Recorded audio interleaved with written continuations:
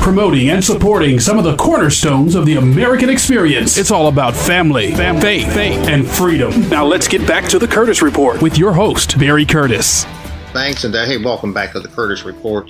We appreciate you being with us here, talking about this so-called war on poverty, the effects of it, and how the liberal left, the radical liberal left, has perverted this so-called war on poverty, some well-meaning program to help those people who cannot help themselves. You know, particularly the children. You know, those who are disabled, the elderly to a certain degree, those people who cannot help themselves. The so-called war on poverty, I think, was well-intentioned by a lot of people, but simply perverted by the liberal left and by shrewd politicians, as it continues to be. We talked about $22 trillion being spent on this war on poverty since in the last 50 years. $22 trillion, that's 3 times all the amount of monies we've spent on every single war since the American Revolution through Afghanistan and Iraq. 3 times the amount on all the war spent, $22 trillion. Has been spent on this quote-unquote war on poverty. You'd think that would have had an effect. It hasn't. The levels of poverty based on Census Department in 1967 is 14%. In 2014, there were still 14% people considered at or below the poverty level. Here's what's interesting about the poverty level. I mean, there's actual determinations that we can make a determination as to who is impoverished. And, you know, it's important for big government to identify you. This is part of this thing. It's important for out of control, large, intrusive government to identify you and who you are and how it can manipulate you. That's the nature of government. I mean, it is in transit. It is literally the nature of government itself to continue to grow. Government doesn't check itself. Government doesn't remain neutral. Government has an opinion. Government has rules, policy, regulations that affect us all. There's no neutrality in government. Government does not remain passive. You know, it's not that I dislike my government. I dislike large, intrusive government. That's the problem. And the very nature of government itself, intruding on the intimate personal lives of Americans, is a threat to your freedom. It's a threat to all of our freedoms. It is a way for somebody in the quote-unquote ruling class, you know, the status, the neo-status, to remain in power is to manipulate numbers for their own benefit and to the chagrin of other people. That's what large, radical, liberal governments, progressive governments look like. It is intrusive upon the lives of people. It has to categorize, identify people only for the purpose of manipulation and control. And here's how it does this with the poverty figures. Because, you know, whether you're impoverished or not depends on, and you know, and being impoverished to the government means the government must do something. In other words, they've got certain numbers and figures that they have here, and because you fall into that category, that means the government must act. That is dangerous. But that's what that means. But you know that depends on where you live, the poverty level kind of fluctuates. There's a different rate of poverty level, and it's based on number of people in the household, geography, and the amount of money that you make. For example, there's a set of figures based on the 2015 poverty guidelines from the Census Department for the 48 contiguous states, the lower 48 states and District of Columbia, all have one set of poverty figures. For example, a household of 3 making $20,090 or less, that is a part of that if you happen to live in the 40 contiguous states and District of Columbia, you're impoverished. If you have a household of 3 making $20,090 or less, you are considered impoverished. You have just been means tested for a government program.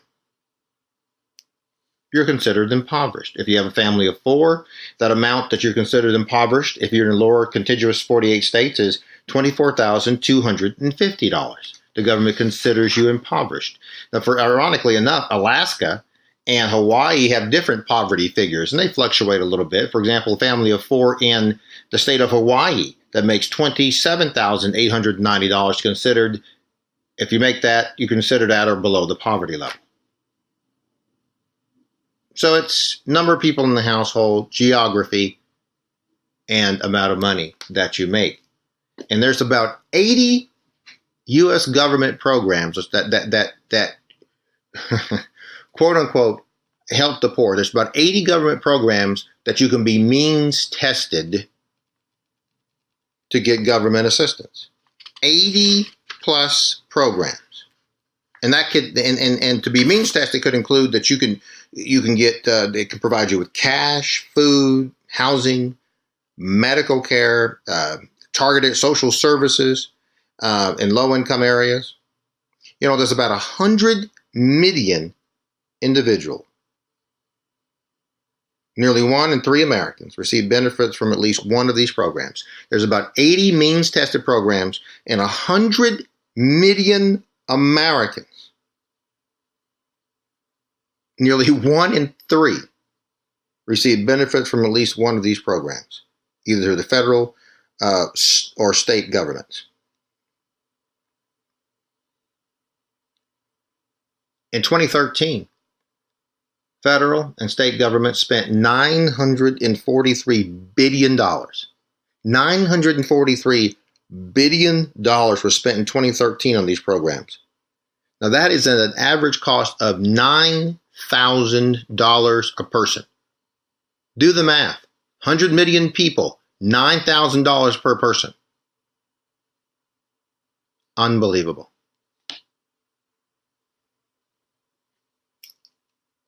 All of this, but the rate of poverty has not changed in this country since 1967. In fact, there is evidence. This is interesting. There's evidence that the rate of poverty was decreasing before the so-called war on poverty. In 1950, the poverty rate was 32.2%. By 1965, that's when the war on poverty started. It was cut in half. I mean, before the war on poverty started, it was cut in half to nearly 17.3%. In other words, the rate of so-called impoverished people, based on the own government's figures, were decreasing before the war on poverty started.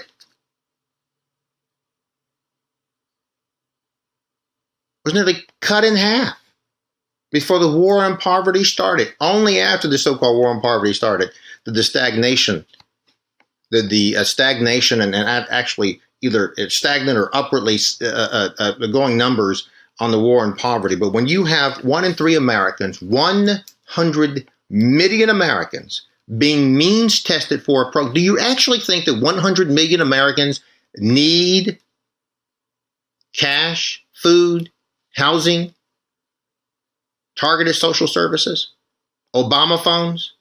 Do you think 100 million Americans need it? I don't.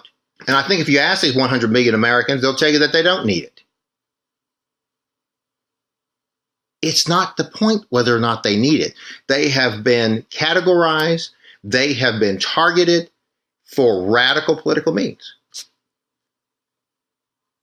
To create for the radical left a permanent underclass of individuals who would be dependent on large, intrusive government. What entity does a large, intrusive government benefit? Well, it benefits the liberal left, the Democratic Party. It's easy to ask someone for your vote when you're gladly sending them a check each month. When by your good gracious as an elected official, you shake their hands and say, oh, did you get that government housing? Did you qualify for that? Did you get your welfare check? You get your food stamps? You get your Obama phone? We now have intergenerational folks growing up on welfare. We're going to get into some of these more specific numbers here in just a moment. We're going to take a quick break, and we'll be right back with more of the Curtis Report.